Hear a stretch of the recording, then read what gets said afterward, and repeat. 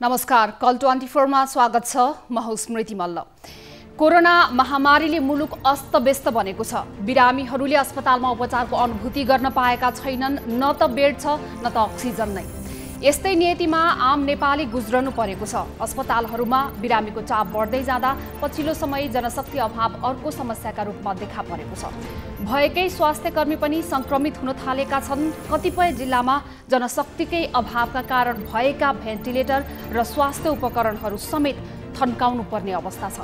हामीसँग आज केही जिल्लामा जनशक्तिको अभावको कथा पनि रहेको छ। रौतहटको गौर अस्पतालको माथिल्लो तलाहरूमा 10 बेडको आइसियु अनि 4वटा भेन्टिलेटर मसिन छन्। अस्पतालमा रहेका सामान हेर्दा सबै नयाँ छन्, तर दुर्भाग्य कोरोनाको संक्रमण बढेर बिरामीको मृत्युको मुखमा पुगिरहँदा पनि यी मसिनहरू भने प्रयोगविहीन भएका छन्। करिब 3 महिना अगाडि स्वास्थ्य मन्त्रालयले उपलब्ध गराएको 2 करोड रकममध्ये 1 करोड 81 लाख खर्चेर तयार गरिएको भेन्टिलेटर र आइसियु एकपछि अर्को संक्रमितहरूले मृत्युवरण गरिरहँदा पनि चल्न सकेका छैनन्। यस्तै अर्को समस्या हुम्लामा पनि देखा परेको छ। जिल्ला अस्पताल हुम्लासँग 2वटा भेन्टिलेटर छन्। यसलाई सञ्चालन गर्न एनेस्थेसियोलोजिस्ट वा एनेस्थेसियाको आवश्यक पर्छ, तर अस्पतालसँग यी जनशक्तिको अभाव रहेको छ। यहाँ जनशक्ति परिचालन किन हुन सकेन? समस्या के हो? हामीले सरकारवालाहरूसँग बुझ्ने प्रयास पनि गरेका छौँ। यसका अलावा तपाईँ दर्शकहरूसँगको प्रत्यक्ष कुराकानीमा पनि हामी जोडिनेछौँ।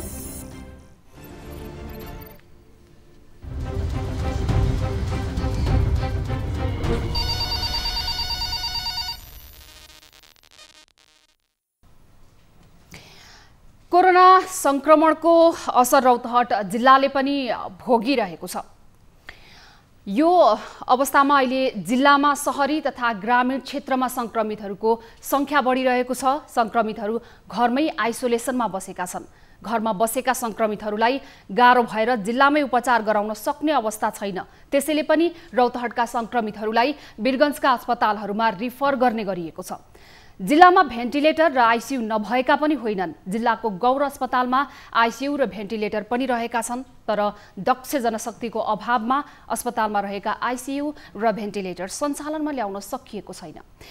रौतहटबाट टिभी जर्नलिस्ट बालविक्रम कार्कीले पठाएको यो रिपोर्ट हेरौँ। हाल जिल्लाको गौर अस्पतालको माथिल्लो तल्लाहरूमा 10 बेडको आइसियु अनि 4वटा भेन्टिलेटर मेसिन छन्।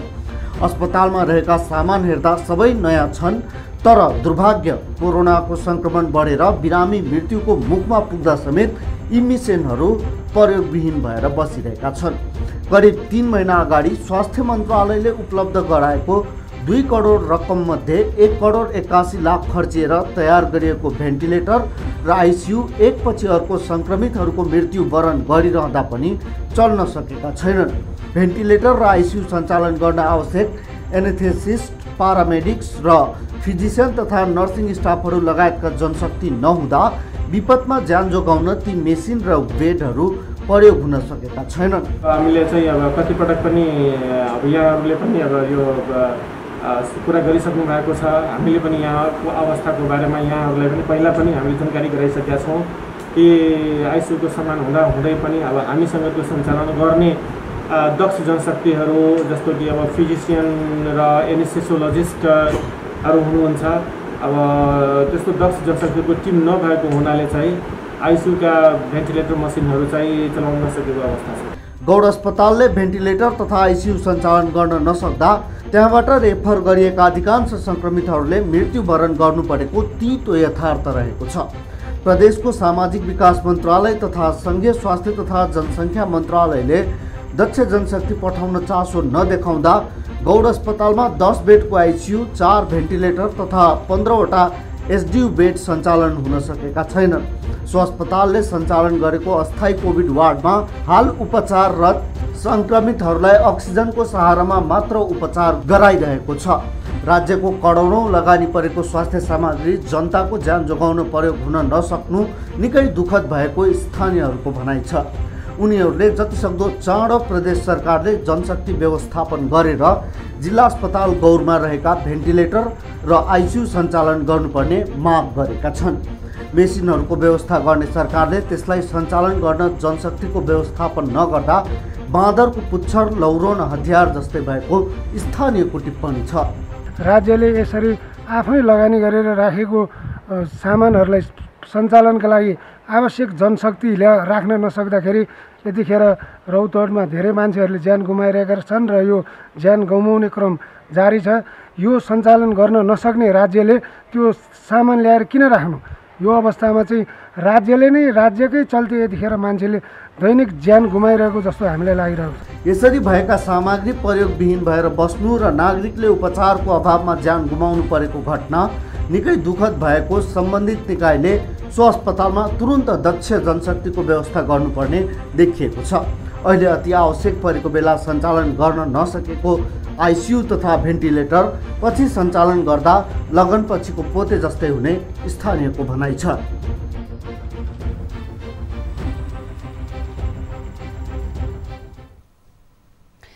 दैनिक रूपमा कोरोनाको कहर बढ्दै जाँदाखेरि यतिखेर नेपालका स्वास्थ्यसँग सम्बन्धित विज्ञहरू चिकित्सक लगायतले यतिखेर नेपालको अवस्था रेड अलर्टमा राखिसकिएको अवस्था भएको भनेर बताइरहेका छन्। विभिन्न अन्तर्राष्ट्रिय स्वास्थ्यसँग सम्बन्धित सङ्घ संस्था पनि नेपालको अवस्था निकै दयनीय भएको र निकै भयावह अवस्था भएको भनेको छ। विश्वमै नेपालमा जुन किसिमको कोरोनाको सङ्क्रमणको अवस्था यतिखेर देखिएको छ, विश्वमै नेपाल दोस्रो नम्बरमा पुगिसकेको छ भनिएको छ। छिमेकी मुलुक भारतको अवस्थालाई लगभग 1 महिना मात्रै हामीले हेरिरहँदाखेरि त्यहाँको अवस्था भयावह र सबैभन्दा खराब अवस्थामा भारत यतिखेर कोरोनाको कहरबाट गुज्रिरहेको छ भनेर हामी आफैले व्याख्या गरिरहेका थियौँ। तर 1 महिनाको यो अवधि बित्दा नबित्दै नेपाल सोही अवस्थामा पुगेको छ। अझ यसको दर रेटलाई हेर्ने हो भने जनसङ्ख्या लगायतको भौगोलिक आधार, जनसङ्ख्या जनघनत्व लगायतको आधारलाई हेर्ने हो भने भारतमा भन्दा 2 गुणा दोब्बर बढी दर रेट नेपालमा देखिएको छ कोरोनाको सङ्क्रमण हुने दर रेट। यो अवस्थामा जुन जिल्ला स्तरमा रहेका यी यस्ता अस्पतालहरू छन्, एक त सबैभन्दा पहिलो कुरो जिल्ला स्तरमा दूरदराजमा यी यस्ता सेवा सुविधाका सामग्रीहरू पुर्याउन नै अप्ठ्यारो छ। नेपालको यो लामो इतिहास छ। स्वास्थ्य सेवा नै किन नहोस्, विकासका यी यस्ता योजना र सेवा लगायतका कार्यहरूमा एक त सरकार केन्द्रले ढिलाइ गर्छ। केन्द्रको ढिलाइका बावजुद जब त्यहाँनेर यी यस्ता सेवा साधन स्रोत साधनहरू पुग्छन्, ती स्रोत र साधनलाई सञ्चालनमा ल्याउने दक्ष जनशक्तिको अभावको कारणले गर्दाखेरि ती स्रोत साधनहरूको उचित प्रयोग हुन सकिरहेको छैन।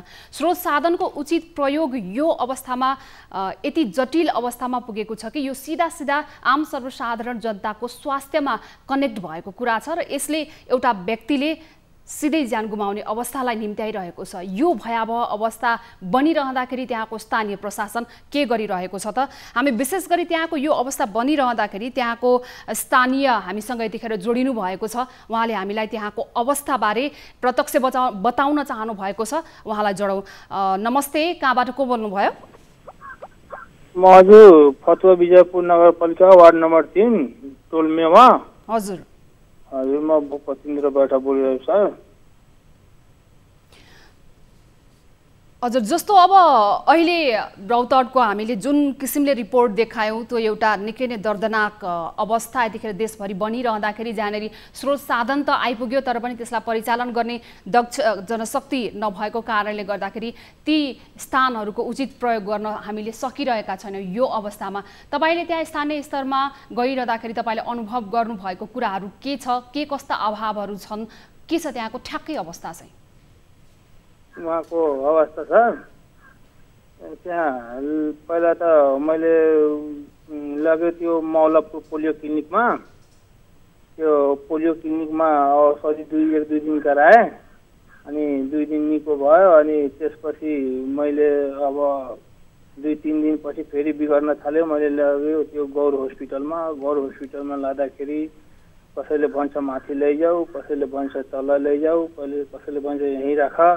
त्यस्तो गर्दा गर्दै 1-1.5 घन्टा बितिसक्यो सर। त्यसपछि अनि के अरे कोभिड कक्षमा लगिसक्यो। अनि त्यहाँ गएपछि अक्सिजन लगाएर उपचार गर्न थाल्यो।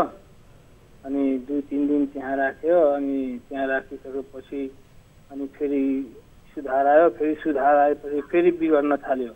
अनि राति के अरे 31 गतेको राति 9 बजेतिर एकैचोटि अति धेरै सिरियस भयो।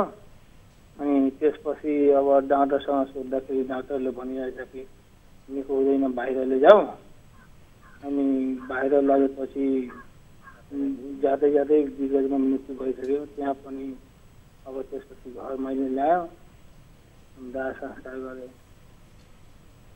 घर तपाईँले आफ्नो बिरामीलाई उहाँहरूले अब डिस्चार्ज दिनुभयो, तपाईँ घर जान सक्नुहुन्छ भनेको अवस्थामा चाहिँ तपाईँको बिरामीको अवस्था कस्तो थियो? साँच्चैकै उहाँलाई घरमा लैजान सक्ने अवस्था थियो अथवा के कारणले चाहिँ उहाँको डिस्चार्ज गरिएको थियो? होइन, बिग्रेर लानको लागि डिस्चार्ज गरेको थियो। नारायणी हस्पिटलमा लानको लागि एउटा आइसियु बेड खाली थियो। मैले फोन गरेर सोधेँ उता। अनि उता फोन गरेर सोधेपछि भने कि ल्याउनु, म बेड एउटा खाली छ। अनि बिग्रेर लाँदा लाँदै 1 बजे अति 2 बजेतिर मृत्यु भयो। यो महामारीमा तपाईँ आफैले यस किसिमको अवस्था भोग्नुभयो, यस किसिमको अवस्था भोगिरहनु भएको छ। जस्तो त्यो अस्पतालमा तपाईँले सुरुवातमा बिरामीलाई लैजाँदाखेरि जुन किसिमले एउटा दुःख पाउनुभयो, त्यो कारण चाहिँ त्यहाँनेरि चिकित्सकहरूको अभाव थियो अथवा बेड नै नपाएको कारणले हो अथवा के कारणले चाहिँ तपाईँले त्यति लामो समयसम्म यताउता दौडिनु पर्ने, भौतार्नु पर्ने अवस्था चाहिँ के कारणले आएको थियो, त्यो चाहिँ यहाँले बुझ्नुभयो? के भन्नुभयो उहाँहरूले जवाफमा? त्यहाँ त लाँदाखेरि जुन डाक्टरसँग सोध्यो भने एउटासँग सोध्यो भने उता लैजाऊ रे, उता सोध्यो भने उता लैजाऊ रे। डाक्टरहरूको पनि त्यही एकदम लापरवाही थियो साहब। अनि इमर्जेन्सीमा मैले भने कि भर्ना गर्नु भएन, पहिला चेक गराउनु, रिपोर्ट आएपछि तब म भर्ना गर्छु। पिसिआर गरे, फेरि पिसिआर आधी घन्टा पछि आयो, तब उसले भर्ना गर्यो। 1-1.5-2 घन्टा पछि भर्ना गर्यो सर। अनि त्यसपछि कोभिडमा जुन डाक्टरहरू थियो नि, त्यसले पनि के गर्छ कि एकैचोटि बिहान अनि बेलुका औषधि लगाइसक्यो। दिनभर कहाँ छ, केही मतलब छैन। बिरामीलाई के हुन्छ अनि केही आपत्ति अप्ठ्यारो पऱ्यो फोन गरेर बोलाउनु पर्थ्यो। अनि बेलुकाको पनि त्यस्तै 9-10 बजेसम्म त्यहाँ बस्थ्यो। 10 बजेपछि गएपछि एकैचोटि फेरि बिहान 7 बजे, 6 बजे, 7 बजे आउँछ एकैचोटि। जुन किसिमले चाहिँ तपाईँको बिरामीलाई त्यहाँ चिकित्सकहरूले सेवा दिइरहनु पर्ने हो अथवा चिकित्सकहरू अभाव हुनुहुन्छ भने त्यहाँ अरू मेडिकल सुपरिन्टेन्डेन्टहरू हुनुहुन्छ, उहाँ सहायकहरू हुनुहुन्छ, स्टाफ नर्सहरू हुनुहुन्छ, जो तालिम प्राप्त नर्सहरू हुनुहुन्छ, उहाँहरू पनि हुनुहुन्छ। जस्तो चिकित्सक नै नआए पनि, डाक्टर नै नआए पनि अन्य कोही नर्सहरूले चाहिँ हेर्नुभयो कि हेर्नु भएन बिरामीलाई? नर्सहरू हुनुहुन्थेन उपलब्ध? त्यो अवस्था चाहिँ कस्तो थियो? यो अवस्था अलिकति अप्ठ्यारो भयो, बिग्रियो भने त्यसलाई फोन गरेर बोलाउनु पर्थ्यो।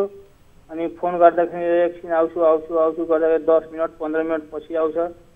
उनीहरूको त एकदम लापरवाही थियो। अब के गरौँ, त्यहाँ पनि मेरो बिरामीलाई हेरिदिनुहोस् भनेर चाहिँ तपाईँले हरेक पटक फोन गरेर बोलाउनु पर्ने हुन्थ्यो? हजुर हजुर। हुन्छ हामीसँग कुराकानी गर्नुभएकोमा यहाँलाई धन्यवाद। हामीसँग रौतहटको जुन हामीले रिपोर्ट यहाँलाई प्रस्तुत गऱ्यौँ, जुन किसिमको अभावमा यतिखेर अस्पतालहरू छन्, त्यो अभावका बावजुद पनि एक त चिकित्सककै अभाव छ, बेड अक्सिजन लगायतको अभाव छ। यो अभावका बीचमा जहाँनेरि स्रोत र साधनहरू उपलब्ध भएका छन्, केही अस्पतालमा उपलब्ध भएका स्रोत र साधनकै पनि उचित उपयोग हामीले गर्न नसकिरहेको कारणले गर्दाखेरि त्यो अस्पतालसम्म पुग्ने बिरामीहरूले पनि शास्ति खेपिरहनु भएको छ।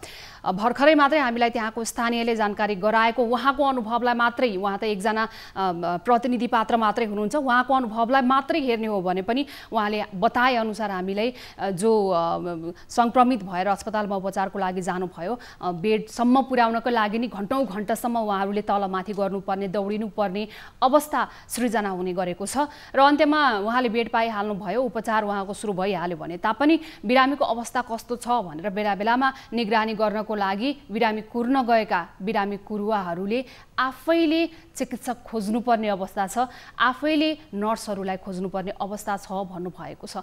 यस किसिमको अवस्था छ। स्थानीय प्रशासनले भने बारम्बार भनिरहेको छ स्थानीय प्रशासनले। यद्यपि हामीले यतिखेर तयारी गरिसकेका छौँ भनेर भनिरहेको अवस्थामा पनि यस किसिमको अवस्था अस्पतालहरूमा देखिएको छ। हामी यतिखेर गौर अस्पतालको यो अवस्थाबारे हामी थप जानकारी लिन्छौँ। गौर अवस्थामा पनि यस किसिमको छ। हामीसँग गौर अस्पतालका निमित्त medical superintendent doctor Krishna Shah यतिखेर जोडिनु भएको छ। डाक्टर साहब, स्वागत छ यहाँलाई कार्यक्रममा। हस्, यहाँलाई धन्यवाद छ।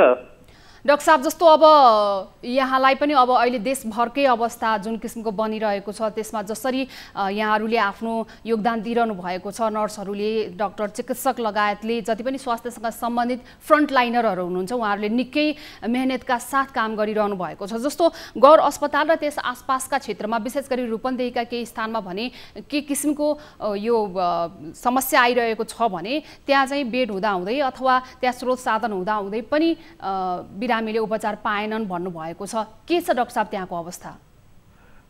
यहाँ चाहिँ हामीले गौर अस्पताल अन्तर्गत 30 वटा बेड भएको कोभिड आइसोलेसन वार्ड सञ्चालन गरिराखेका छौँ र यहाँ चाहिँ अहिले हामीसँग चाहिँ 20 जना चिकित्सा बिरामीहरू भर्ना हुनुभएको छ र उहाँहरू सबै चाहिँ अक्सिजनमा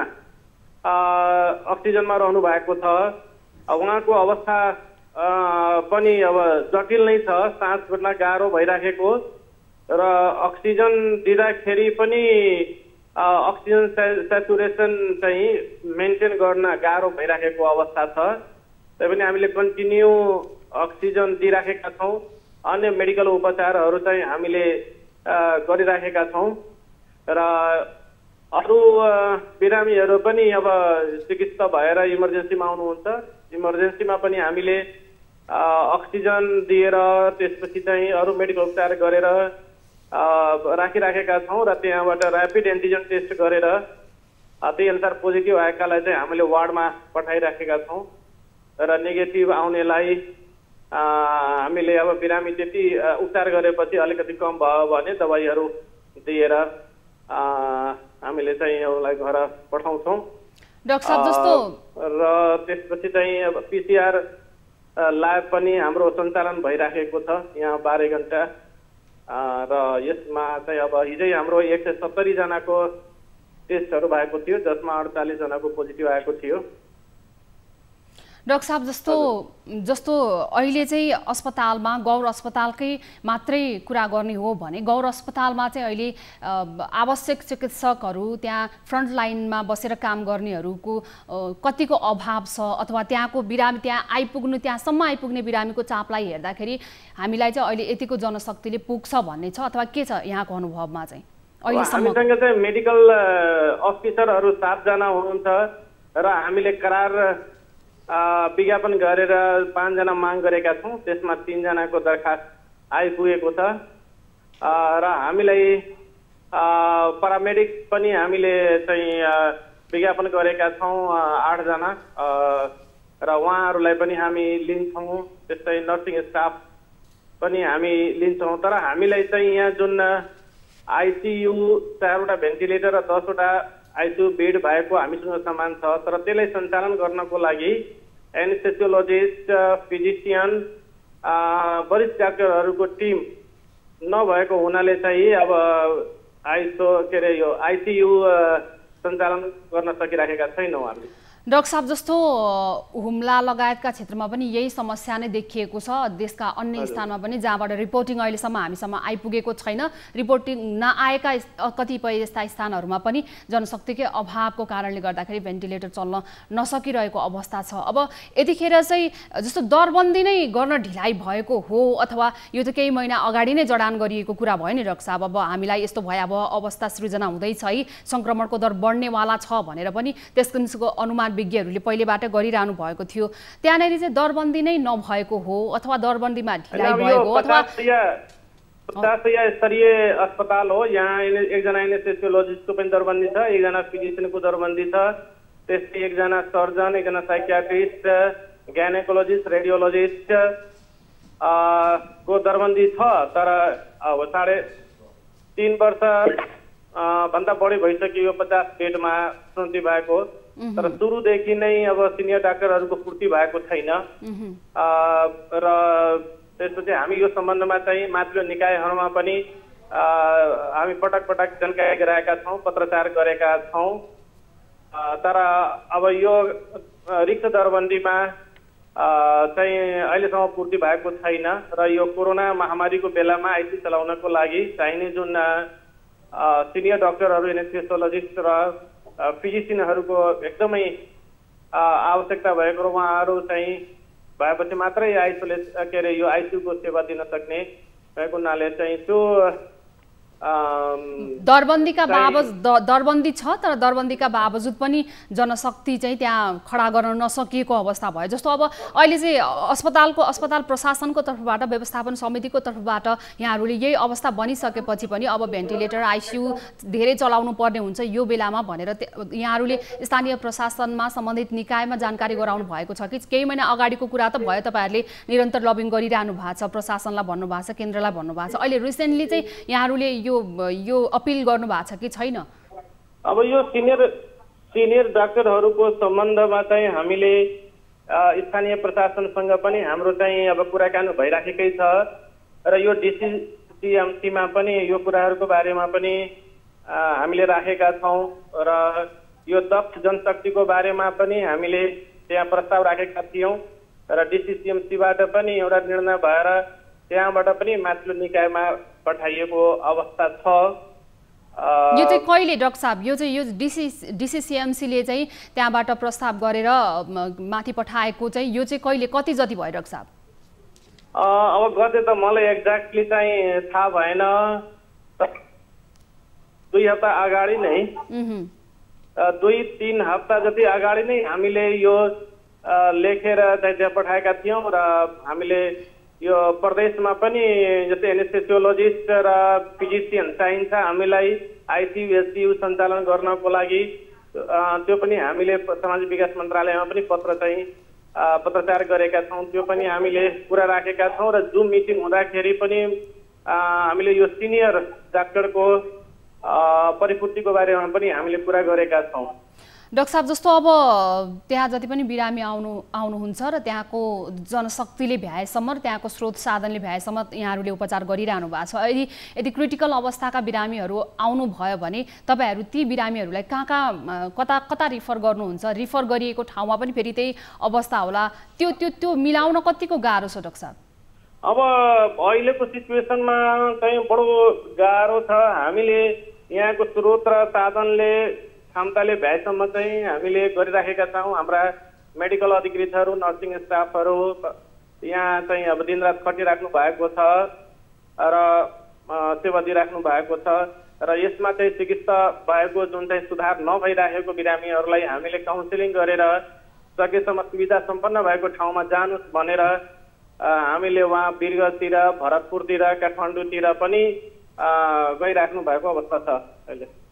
अब अहिले गौर अस्पतालमा जुन जति स्रोत साधन छ, भेन्टिलेटर त चलाउन सकिएन, अब दरबन्दी पनि छ, यहाँहरूले जम्मा 2-3 साता अगाडि मात्रै पनि फेरि यसको लागि पत्र पठाइसकेका छौँ हामीले भनेर भनिसक्नु भएको यो अवस्थामा अस्पताल व्यवस्थापन पक्षले चाहिँ त्यहाँ आउने बिरामीहरूलाई केसम्म आश्वासन दिन सक्नुहुन्छ, के भन्न सक्ने अवस्था छ?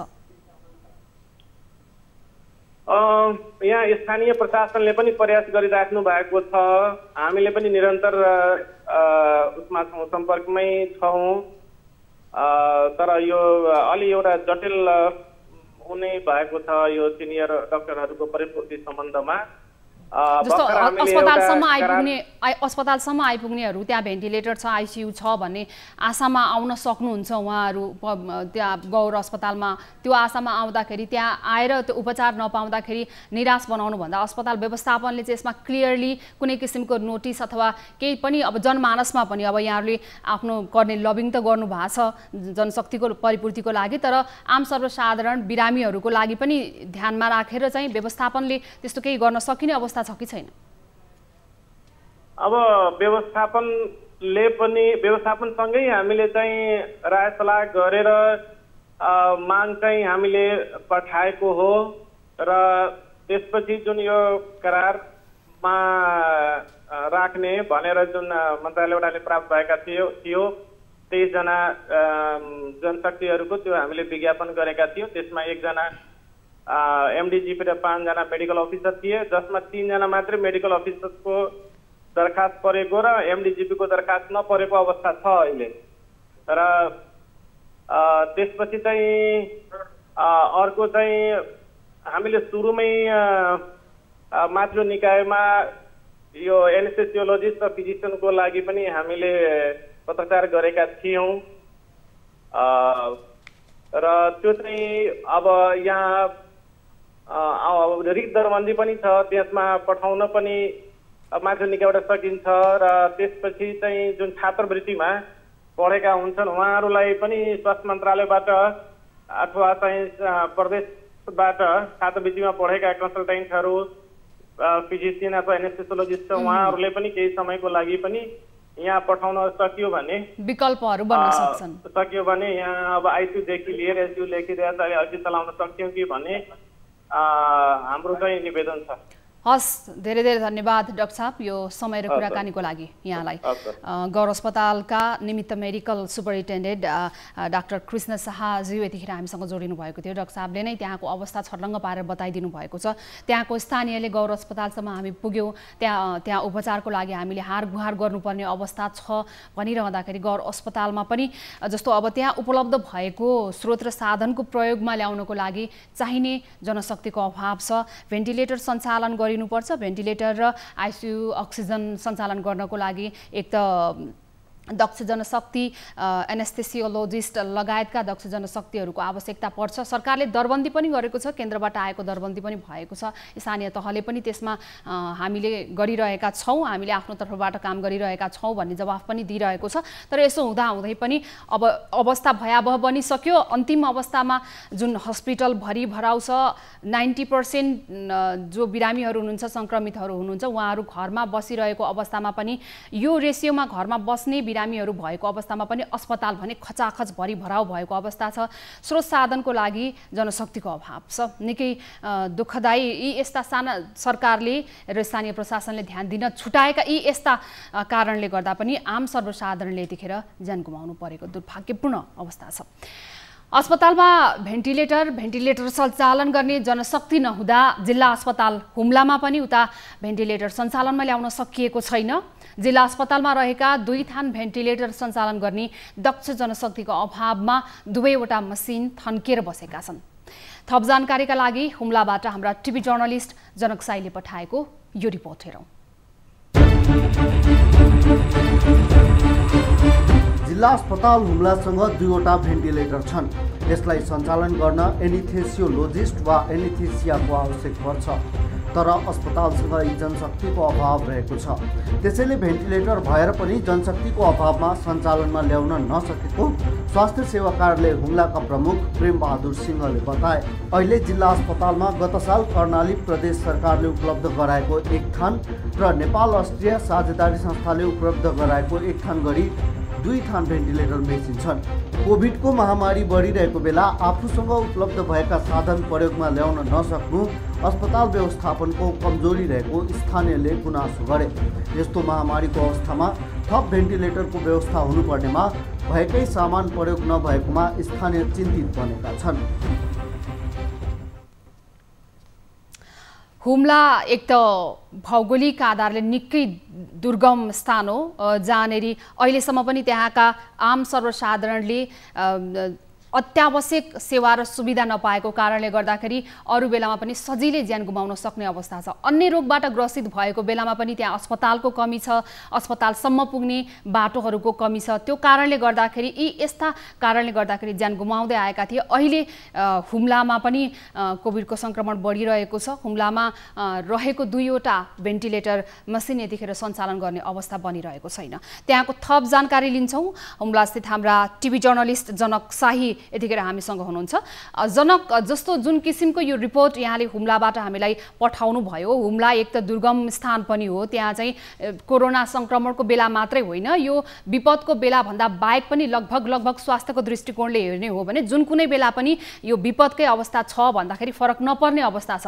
अब अहिले जुन भेन्टिलेटरको यो सञ्चालनमा जुन किसिमको समस्या आएको छ, यो समस्या किन कसरी र के कारणले आयो छोटकरीमा यहाँले हामीलाई त्यो अस्पतालले यहाँलाई जे बतायो त्यो अलिकति अपडेट गरिदिनुस् न।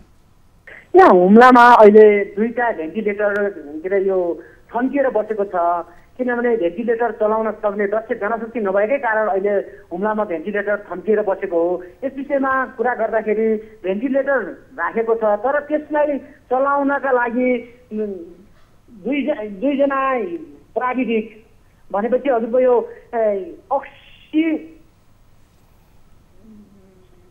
यसको लागि हजुरको भेन्टिलेटर चलाउनको लागि के अरे एनोथेसियोलोजिस्ट र एनोथेसिया यो किसिमको दुईजनाको पद हुनुपर्ने हो। यो पद नभएका कारण भेन्टिलेटर थन्किएको हो। भेन्टिलेटर पनि यहाँको अहिले जिल्ला अस्पतालमा 6 जना डाक्टर चिकित्सकको दरबन्दी छ।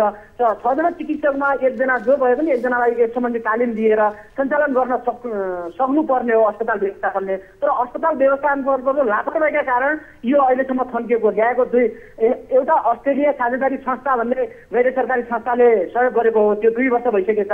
तर एउटा कर्णाली प्रदेश सरकारले गत वर्ष जिल्ला अस्पताललाई हस्तान्तरण गरेको हो। तर यो गर्दाखेरि अहिलेसम्म यो थन्किनुको कारण यो हस्पिटल व्यवस्थापन समितिको लापरवाही हो। किनभने सरकारले यहाँ भन्दाखेरि भनिन्छ यहाँ सरकारले केही दिएन, सरकारले माथिबाट केही पनि पठाएन भन्छ। सरकारले पठाएको सामान, सरकारले गरेको सहयोग पनि यहाँ व्यवस्थापनले को व्यवस्थाका कारण सञ्चालनमा ल्याउन सकेको छैन। यो त जिल्ला अस्पताल व्यवस्थापन समितिले बुझ्नुपर्ने हो। त्यसमा पनि अक्सिजन भेन्टिलेटर 2टा छन्। एउटामा अक्सिजन सप्लाई गर्ने पाइप छैन, एउटामा एबिजी मेसिन मोनिटर सहितको अक्सिजन सप्लाई गर्ने पाइप नभएका कारणले सञ्चालन हुन नसकेको। यो किन यस्तो भएको भन्दाखेरि अब यसको लागि माथि पहल भइरहेको छ। 1-2 दिनमै सामान आउँछ अनि त्यसपछि हामी यहाँको डाक्टरले भए पनि सञ्चालन गर्छौँ भनेर त्यहाँको प्रमुखले बताउनु भएको छ। जस्तो हामीले सरसर्ती यो विषयमा बुझ्दाखेरि त्यो अस्पतालमा 2वटा भेन्टिलेटर चाहिँ गत भदौमै नै त्यहाँ तयार पारिएको, गत वर्षको जुन कोरोनाको अवस्था बन्यो त्यतिखेर भदौको महिनामा नै तयार पारिएको भनिएको छ। अब त्यसलाई सरसर्ती हेर्ने हो भने पनि त्यसै त लामो समय बितिसक्यो। त्यहाँको अस्पतालको व्यवस्थापन समितिले यस बीचमा कतिपटक त्यसको लागि पहल गर्यो र कहाँ पहल गर्यो, यसबारेमा उसँग स्पष्ट जवाब छ कि छैन? जनक छैन, उनले भन्ने मात्रै हो। भदौमा सामान आयो, गत भदौमा प्रदेश सरकारले ल्यायो, हस्पिटलको एउटा कुनामा थन्काएर राख्यो, यो सञ्चालन गरेन। यो किनभने कि गत वर्ष यस्तै के अरे यो कोभिडको एकदमै बिरामी भयो एकजना, उहाँलाई के अरे 9-10 लाख रुपियाँ भाडा तिरेर हेलिकप्टरमा काठमाडौँ लगियो। यस्तै भर्खर अस्ति पनि एकजना स्वास्थ्यकर्मी बिरामी भयो, उनलाई 9 लाख रुपियाँ तिरेर हेलिकप्टर टाटा गरेर जुम्ला लगियो। यो अवस्थामा पैसा हुने के अरे कर्मचारी त यसरी बिरामी भएपछि रेस्क्यु गरेर ल्याउन सक्ला, तर सर्वसाधारणलाई त यसरी जान सक्ने अवस्था छैन। यसको लागि त सर्वसाधारणको लागि भए पनि त जिल्ला अस्पतालमा भेन्टिलेटरको व्यवस्थापन गर्नुपर्ने हो। यो जिल्ला अस्पताल व्यवस्थापन समितिको लापरवाही हो। यो लापरवाहीका कारणले यो भेन्टिलेटर सञ्चालन नगरेको बुझिन्छ। अब जस्तो अस्पताल प्रशासनको त सीधा लापरवाही छ भनेर यहाँले नै एकदमै भनिरहनु भएको छ। स्थलगत रूपमा अस्पताल व्यवस्थापन पक्षसँग यहाँ सीधा गएर प्रश्न गरिरहनु भएको छ। अब प्रदेशतर्फ पनि जाने हो भने त्यहाँको सम्बन्धित निकायले चाहिँ अस्पतालमा त्यो किसिमको अवस्था बनेको जानकारी कति पाएको छ, अथवा अस्पतालले आफूले दाबी गरेकै जस्तो गरेर सम्बन्धित निकायमा उसले पहल गरेको छ त भनेको छ, तर छ त त्यो सम्बन्धित निकायले चाहिँ के भनेको छ त्यहाँको प्रशासनले? हिजो मात्रै अस्पताल व्यवस्थापन समितिमा म आफै गएर बुझेको छु यो किसिमको अवस्था छ भनेर प्रदेश सरकार या संघीय सरकारलाई उनीहरूले कुनै पनि जानकारी गराएको छैन। किनभने कि माथि हामीलाई जहाँ पनि छैन भन्ने मात्र गर्छ। आफ्नो अवस्था के हो, हामी के गरिरहेका छौँ, हामीसँग के छ के छैन भन्ने कुरा त टाइममा इन्फर्म गरिदिनु पर्यो नि। यो इन्फर्म नगरेको अवस्था हो। तर प्रदेश सरकारले अहिले कोभिड व्यवस्थापनका लागि भनेर 1 करोड इमिडिएटली पठाएको छ। जो के अरे हस्पिटल व्यवस्थापन समितिले यसको खर्च गर्न आनाकानी गरिरहेको अवस्था छ अहिले। किनभने त्यो अक्सिजनको व्यवस्था गर, भेन्टिलेटरको व्यवस्था गरेर कोभिड सम्बन्धी चाहिने औषधि समेतको व्यवस्था गर भनेर 1 करोड रुपियाँ पठाएको छ। यसमा अक्सिजन प्लान्टका लागि ठेक्का गरिसकेको अवस्था छ। यसै गरेर सिलिन्डर अरू अक्सिजन प्लान्ट अहिले जसरी 3टा अक्सिजन प्लान्ट छ जिल्ला अस्पतालमा, यो 1900 बेडका लागि एकदमै पर्याप्त छ, अक्सिजन पर्याप्त छ। तर अक्सिजन सञ्चालन गर्ने 24 घण्टा बत्ती छैन। यसको व्यवस्थाका लागि पनि अहिले पछिल्लो चरणमा जिल्ला कोभिड व्यवस्थापन समिति, विद्युत प्राधिकरण र जिल्ला अस्पताल लागेर डाइरेक्ट लाइन 24 घण्टा बत्ती नजाने लाइन जडानको कार्य सुरु भइसकेको छ। त्यो सुरु हुने बित्तिकै अब त्यहाँ अक्सिजन पनि 24 घण्टा सञ्चालन हुने अवस्थामा छ। र जस्तो अब यहाँले कुरा उठाइहाल्नु भयो, म प्रश्न पनि गर्न चाहिरहेको थिएँ। जस्तो अब त्यहाँनेरि चाहिँ हुम्लामा एक त अब विद्युत आपूर्ति, सडक लगायतको समस्या आफ्नै ठाउँमा जिउका त्यो नै छ। त्यो अस्पतालमा पनि विद्युत आपूर्तिको समस्या भएको कारणले गर्दाखेरि मेसिनहरू, अक्सिजन मेसिनहरू, भेन्टिलेटरहरू चाहिँ नि हामीले अपरेट गर्न सकिरहेका छैनौँ भन्ने कुरा पनि हामीले अस्पताल प्रशासनबाट यो पनि आयो कुराहरूमा। अब जस्तो उहाँहरूले के भन्नुभएको थियो केही दिन अगाडि मात्रै भने लगभग 1 अथवा 2 दिनकै अवधिमा चाहिँ हामीले यो विद्युत आपूर्तिको समस्या पनि समाधान गर्छौँ भन्नुभएको थियो। त्यो सहमति पनि बनेको रहेछ। अब अहिले चाहिँ त्यो विद्युत आपूर्तिको समस्याको यो जुन अवस्था छ त्यो सहमति अनुसार नै काम भइरहेको छ कि छैन त्यो पनि बुझिहालौँ। यो विद्युत आपूर्तिको लागि आज 3 दिन भयो विद्युत लाइन जडान कार्य सुरु भएको 3 दिन भयो। लाइन जडान कार्य सुरु हुँदैछ। एउटा मेसिन नेपालगञ्जबाट आउनुपर्ने भएकाले त्यहाँ नेपालगञ्जमा अड्किएको भन्ने कुरा आएको छ। त्यो मेसिन आउने बित्तिकै जिल्ला अस्पतालमा विद्युतको लाइन 24 घण्टा विद्युतको लाइन जडान हुन्छ। त्यसपछि अक्सिजन सहित विद्युतीय माध्यमबाट चल्ने उपकरणहरू 24 घण्टा चल्ने भन्ने जिल्ला अस्पतालले बताएको छ। र अक्सिजनका लागि अहिले अक्सिजन प्लान्ट त छ, तर अक्सिजनलाई रिफिल गर्ने मेसिन नभएका कारणले अक्सिजन डाइरेक्ट बेडमा पुर्याइएको छ। कुनै टाढा ठाउँ अरू अब हस्पिटलमा भनौँ, हस्पिटलमा त अक्सिजनको पर्याप्त मात्रामा छ, तर गाउँहरूमा अक्सिजन पुग्दैन। यसको लागि सिलिन्डरलाई रिफिल गर्नका लागि त्यो व्यवस्था नभएकाले अलिक समस्या भएको हो। जस्तो अब हुम्लाको यो अस्पतालको आफ्नो परिप्रेक्ष्यमा हेर्ने हो भने अस्पतालको चरम लापरवाही हो भनेर यहाँले भन्नुभएको छ। अब यो बेलामा चाहिँ त्यहाँ डिसिसिएमसी लगायतको पनि भूमिका हुन्छ। अब उनीहरू चाहिँ के गरेर बसिरहेका छन्? जस्तो अब भेन्टिलेटर अपरेट गर्नको लागि आवश्यक जनशक्ति छैन, विद्युत पनि छैन। अब यो अवस्थामा एक त त्यसपछि सडक नभएको कारणले गर्दाखेरि त्यसको अप्सनमा अथवा त्यसको विकल्पको रूपमा अर्को अस्पतालसम्म बिरामीलाई पुर्याउने त्यो अवस्था पनि छैन हुम्लाको हकमा त। अब यो हुँदाखेरि चाहिँ के गरिरहेको छ? यो यही डिसिसिएमसीलाई नै यो कुरा निकालिसकेपछि डिसिसिएमसीको मिटिङबाटै जिल्ला अस्पतालमा 24 घण्टा बत्ती पुर्याउनुपर्छ, 24 घण्टाको लागि बत्ती दिनुपर्छ भन्ने निर्णय भए अनुसार नै अहिले यो बत्ती जडान भइरहेको छ। अनि जुन अर्को अस्पतालमा लिनका लागि यहाँ कि त हेलिकप्टर चार्टर गर्नुपर्छ कि त जहाजमा लिनुपर्छ। यस्तो अवस्थामा जहाजले लिने कुरै भएन, हेलिकप्टर चार्टर गर्नुपर्छ। हेलिकप्टर चार्टर गर्नका लागि सर्वसाधारणले र निम्न आयस्वर भएका मान्छेले, मध्यम आयस्वर भएका मान्छेले यो सम्भव पनि छैन, किनभने कि एउटा हेलिकप्टर चार्टर गर्न मिनिमम 10 लाख रुपियाँ चाहिन्छ। यो अवस्थामा हुम्लामा कोरोना महामारी फैलियो, यसको भयावह अवस्था आयो भने कि यहाँ मर्नु सिवाय अरू केही पनि छैन। जनता चाहिँ त्यतिसम्म लाचार अवस्था सृजना भएको छ हुम्लामा। स्रोत साधन भए तापनि त्यो लाचारीपन जनतामा छ। त्यस किसिमको लाचारीपन अस्पतालले पनि सृजना गरिदिएको छ र यहाँले भनेको अनुसार डिसिसिएमसीले पनि जुन किसिमको तदारुकता देखाउनु पर्ने हो त्यस किसिमले तदारुकता देखाउन सकेको छैन। विद्युत आपूर्तिको हकमा चाहिँ उहाँहरूले प्रयास गरिरहनु भएको छ भनेर यहाँले जानकारी गराउनु भएको छ। जस्तो अब त्यहाँको प्रशासनको पनि अलिकति कुरा सोधौँ। अब अस्पतालमा त यहाँले भनिहाल्नु भयो, स्थलगत रूपमा त्यहाँ जानुभयो, प्रश्नहरू पनि यहाँले सिधा गर्नुभयो र त्यहाँको लापरवाहीको बारेमा हामीलाई जानकारी गराउनु भएको छ। प्रशासनले चाहिँ विद्युत आपूर्ति लगायतको कुराहरूमा अलिकति तयारी त गर्नुपर्ने हो, अलिकति तयार भएर बस्नुपर्ने हो। अब अवस्था यस्तो बन्दैछ, जटिल अवस्था बन्छ, स्वास्थ्यको रूपमा चाहिँ नि सङ्कटको अवस्था बन्दैछ, विपदको अवस्था बन्दैछ भनेपछि प्रशासनले चाहिँ के गर्यो त भन्ने पनि त अर्को एउटा प्रश्न हुन्छ।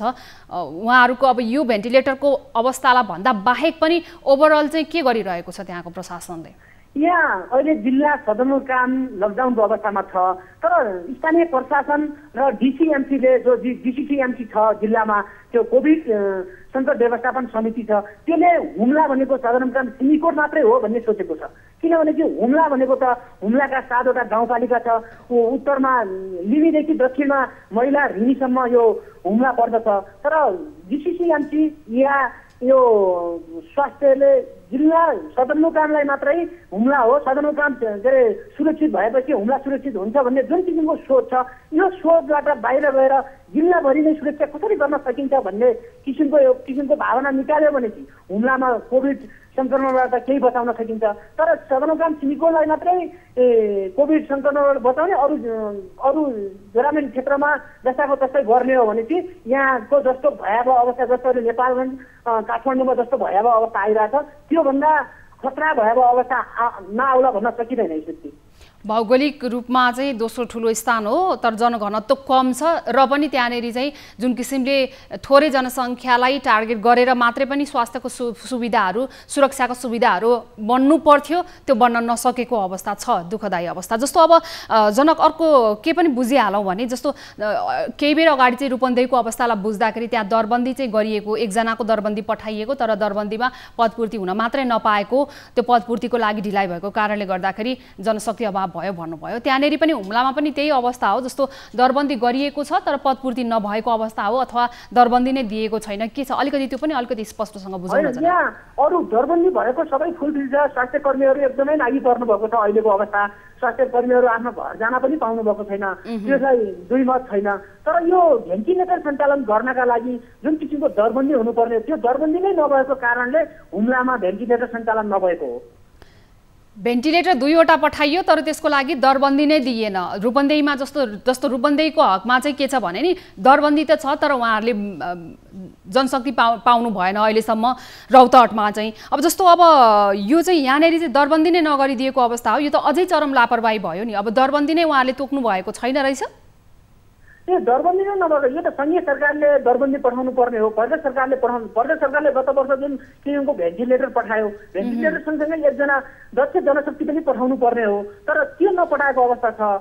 भेन्टिलेटर सहित दक्ष जनशक्ति पठाएको भए अहिले यो अवस्था आउने थिएन। भर्खरै अस्ति 2 दिन अगाडि मात्रै एकजना हुम्लाको कोभिड पेसेन्टलाई जुम्ला पठाउनु पर्यो 9 लाख रुपियाँ तिरेर। त्यो यदि जनशक्ति भएको भए उहाँलाई पनि जुम्ला पठाउनु पर्ने अवस्था आउने थिएन। यसरी जस्तो अब अहिले चाहिँ त्यहाँ विकल्पको रूपमा भनेर सल्लाह पनि भइरहेको भन्ने चाहिँ हामीले जानकारी प्राप्त गऱ्यौँ। त्यहाँनेरि चाहिँ अब दरबन्दी छैन, दरबन्दी नभएको कारणले गर्दाखेरि त्यहाँ जो उपलब्ध हुनुहुन्छ मेडिकल अफिसर्सहरू, त्यही मेडिकल अफिसर्सहरू मध्ये कसैलाई तालिम दिएर तयार पारिने भन्ने पनि अप्सन उहाँहरूले त्यो विकल्प पनि कुरा उठाउनु भएको रहेछ। अब त्यो विकल्पमा चाहिँ किन कुरा गर्न सकिएन? जस्तो गत भदौबाटै पनि यदि लामो समय दरबन्दी छैन, ल ठिकै छ, तर उहाँहरूले विकल्पको कुरा गर्नुभएको रहेछ, त्यो विकल्प पनि किन तयार पार्न सकेन छ? यहाँनिर सबैको लापरवाही देखिन्छ। एउटा जिल्ला डिसिसिएमसी भन्ने छ, जिल्ला कोभिड व्यवस्थापन समितिको पनि लापरवाही हो। उहाँहरूले भेन्टिलेटर छ तर भेन्टिलेटर भएपछि उहाँको जनशक्ति छैन, यसको व्यवस्था गर्नुपर्छ भन्ने उहाँहरूले पनि सोच्नु भएन।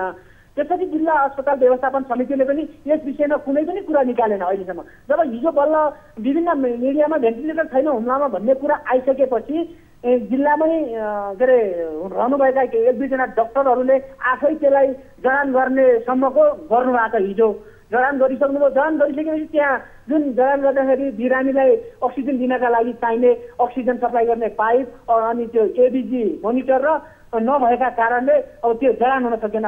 यसका लागि एकदमै लापरवाही त जिल्ला कोभिड व्यवस्थापन समितिको पनि हो, जिल्ला अस्पताल व्यवस्थापन समितिको पनि लापरवाही हो। यो दुईटाको लापरवाहीले गर्दा हुम्लामा भेन्टिलेटर जडान हुन सकेको छैन। हुन्छ, हस् जनक, त्यहाँ स्थलगत रूपमा गएर यहाँले जुन किसिमको रिपोर्टिङ गरिदिनु भएको छ, जुन जानकारी गराउनु भएको छ, खबरदारी र फलोअप यहाँले गरिरहनु होला। हामी त्यहाँको विषयमा थप जानकारी पुनः यहाँसँग लिनेछौँ। जनक साई हुनुहुन्थ्यो हाम्रा टिभी जर्नलिस्ट हुम्लाबाट। हुम्लामा 2वटा भेन्टिलेटर तयारी रूपमा राखिएको छ। गत भदौमा नै राखिएको 2वटा भेन्टिलेटर अपरेट गर्नको लागि भने कुनै पनि दरबन्दी नै अहिलेसम्म भएको छैन। रौतहटमा दरबन्दी थियो तर जनशक्तिको उपलब्ध अहिलेसम्म नभएको कारणले गर्दाखेरि त्यहाँका बिरामीहरूले सास्ते खेप्नु पर्यो। तर हुम्लामा त्यो भन्दा पनि अझ बढी दुःखद अवस्था छ। हुम्लामा दरबन्दी नै गरेन। केन्द्रबाट, स्थानीय प्रशासनबाट जुन किसिमले त्यहाँको लागि पहल गरिनुपर्ने हो त्यो पहल नै नभएको अवस्था छ। त्यसमा सम्बन्धित निकाय र विशेष गरी अस्पतालको चरम लापरवाही देखिएको छ भन्नुभएको छ उहाँले। यतिखेर हामी हुम्लाको यो अवस्था किन र कसरी भयो यसबारेमा थप कुराकानी गर्छौँ। त्यसको लागि हामीसँग हुम्लाका प्रमुख जिल्ला अधिकारी,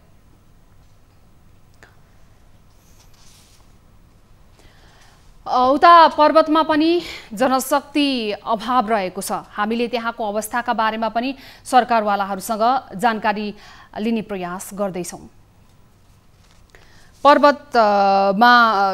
पर्वतका जिल्ला अध्यक्ष गोविन्द पहाडी यतिखेर हाम्रो सम्पर्कमा जोडिनु भएको छ। सर, स्वागत छ यहाँलाई कार्यक्रममा। धन्यवाद।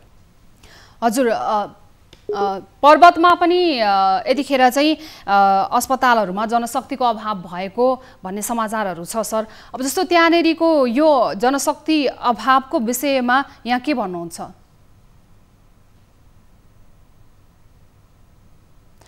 पर्वत, रौतहट, हुम्ला लगायतका यी जिल्लाहरूको हामीलाई सिधा फिल्ड रिपोर्टिङहरू प्राप्त भयो। त्यहाँको अवस्थाबारे हामीलाई जुन किसिमको फुटेजहरू, भिडियोजहरू हामीलाई प्राप्त भएको छ, त्यसको आधारमा हामीले त्यहाँका सम्बन्धित निकायहरू र जो जिम्मेवार हुनुहुन्छ, जिम्मेवार व्यक्तिहरूलाई आजको कार्यक्रममा सिधा प्रश्न गरिरहेका छौँ। एउटा जिम्मेवार निकायले, जिम्मेवार व्यक्तिले को एउटा सानो मात्रै लापरवाही र ढिलासुस्तीको कारणले गर्दाखेरि आम सर्वसाधारणले ज्यान गुमाउनु पर्ने अवस्था यतिखेर बनिरहेको छ।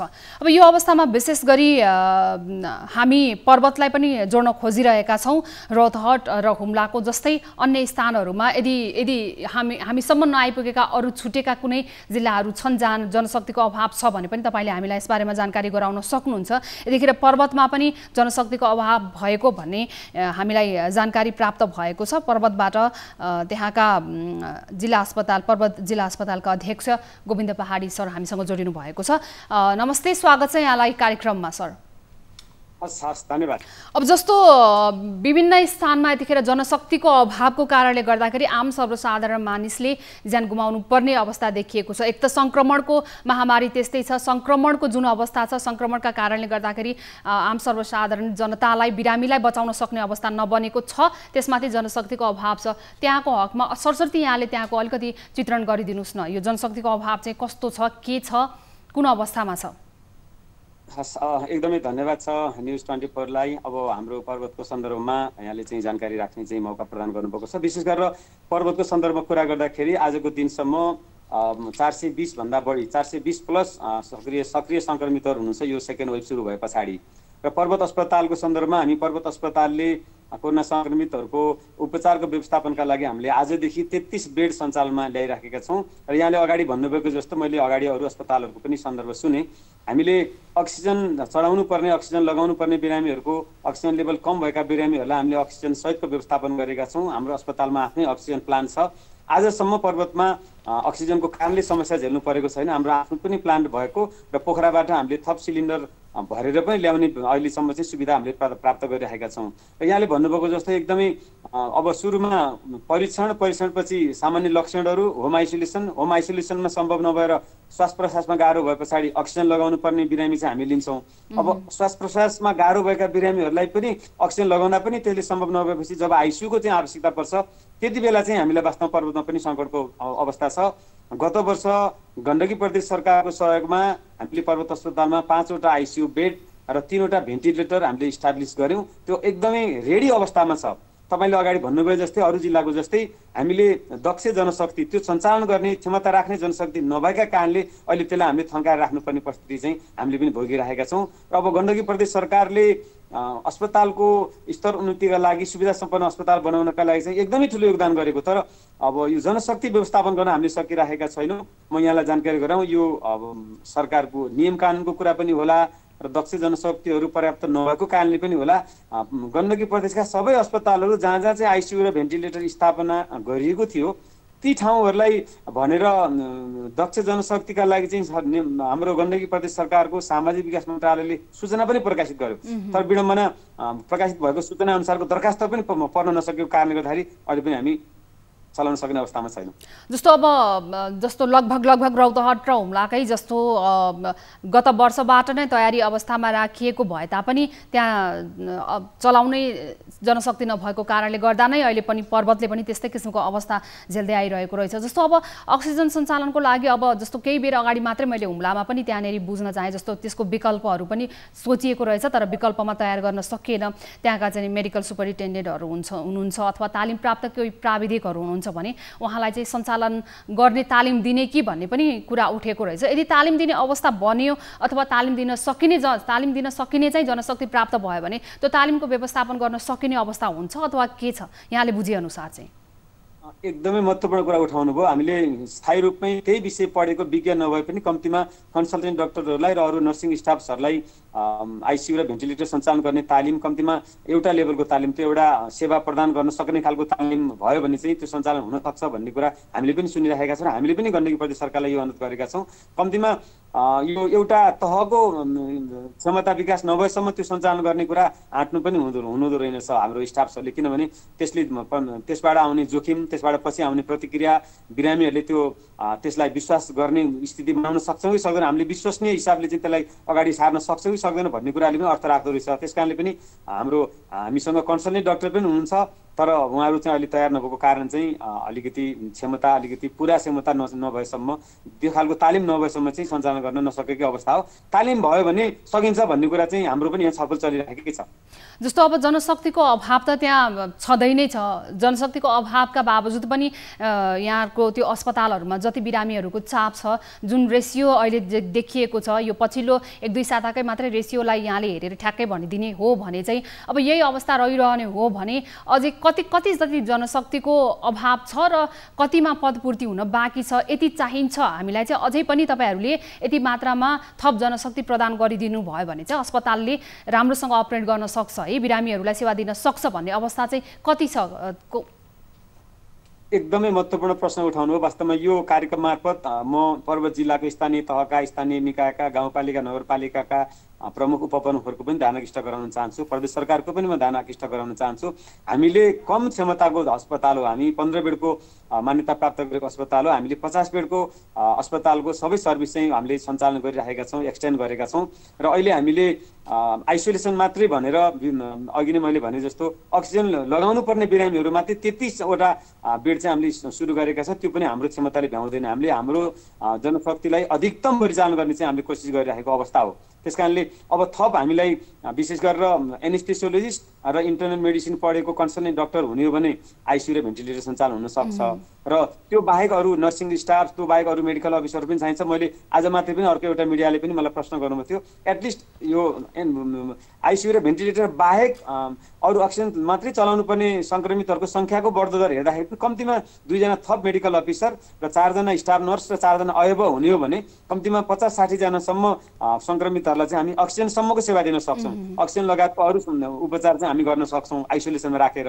अब आइसियु र भेन्टिलेटरले सञ्चालन गर्नको लागि त कम्तीमा पनि एनेस्थेसियोलोजिस्ट र इन्टर्नल मेडिसिनमा कन्सल्टेन्ट एमडी गरेको डक्टर नै आवश्यक पर्ने भएका कारणले गर्दाखेरि, त्यो लेभलको तालिम आवश्यक पर्ने भएका कारणले गर्दाखेरि वास्तवमा हामी पनि एकदमै व्यग्र प्रतीक्षामा छौँ कहिले हाम्रो त्यो एकदम सुविधा सम्पन्न आइसियु र भेन्टिलेटर। अझ तपाईँलाई म थपौँ, भेन्टिलेटर हामीलाई जानकारी भएसम्म एकदम संसारकै उत्कृष्ट भेन्टिलेटर जर्मनको भेन्टिलेटर हामीसँग 3वटा भेन्टिलेटर उपलब्ध छ। हामीले त्यसलाई रेडी बनाएर राखेका छौँ तर चलाउन सकेका छैनौँ। आज भेन्टिलेटर चाहिने बिरामी हुनुहुन्छ जिल्लामा, हामीले उहाँलाई पोखरा पठाउनु पर्ने, काठमाडौँ पठाउनु पर्ने, त्यहाँ पनि फेरि भेन्टिलेटर नपाएर चाहिँ बिचमै बस्नु, प्यासेजमै बसेर पनि ज्यान जाने खालको स्थिति छ। यो एकदम दुःखदायी अवस्था हो।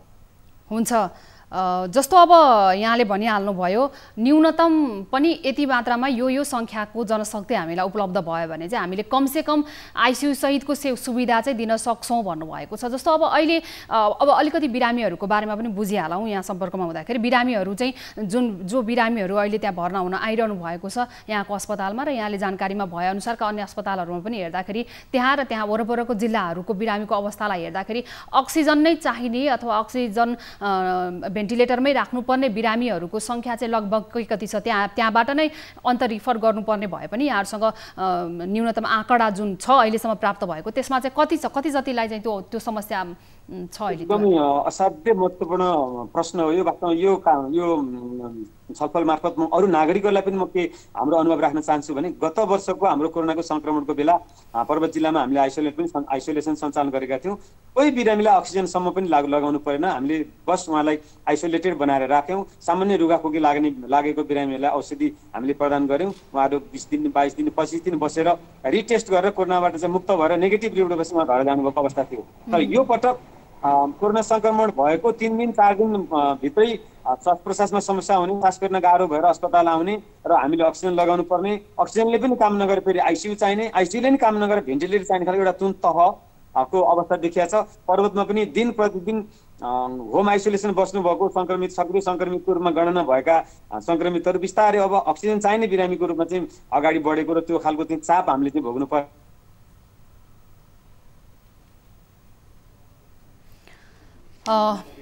हुन्छ, हस्, धन्यवाद यहाँलाई जानकारीको लागि। पर्वत जिल्ला अस्पतालका अध्यक्ष कृष्ण पहाडी यतिखेर हामीसँग जोडिनु भएको थियो। जस्तो आजको कार्यक्रममा हामीले विशेष गरी हामीसँग जुन किसिमको अभाव छ, यो अभावका बीचमा पनि र यो कोरोनाको महामारी बढिरहेको यो अवस्थामा जसरी अस्पतालहरूले काम गरिरहेका छन्, जसरी अस्पतालमा कार्यरत चिकित्सकहरूले काम गरिरहेका छन्, त्यसका बावजुद बिरामीहरूले ज्यान गुमाउनु पर्ने अवस्था बनेको छ। तर अर्को पाटोतिर हेर्ने हो भने उपलब्ध भएका स्रोत र साधनका बावजुद पनि हामीले स्रोत र साधन सञ्चालन गर्ने दक्ष जनशक्ति खडा गर्न नसकेको कारणले गर्दाखेरि, त्यसको विकल्प तयार पार्न नसकेको कारणले गर्दा पनि त्यसको प्रत्यक्ष असर चाहिँ बिरामीहरूले ज्यान गुमाउनेमा परिरहेको छ। आजको कार्यक्रममा हामीले यस्तै विभिन्न जिल्लामा भएका जनशक्तिको अभावलाई समेटेर कार्यक्रम प्रस्तुत गर्यौं। विशेष गरी तपाईहरू जो घरमा हुनुहुन्छ सुरक्षित रहनुहोला, स्वस्थ रहनुहोला। आजको लागि कार्यक्रमको समय सकिएको छ। न्युज 24 टेलिभिजन हेर्दै रहनुहोला। नमस्ते।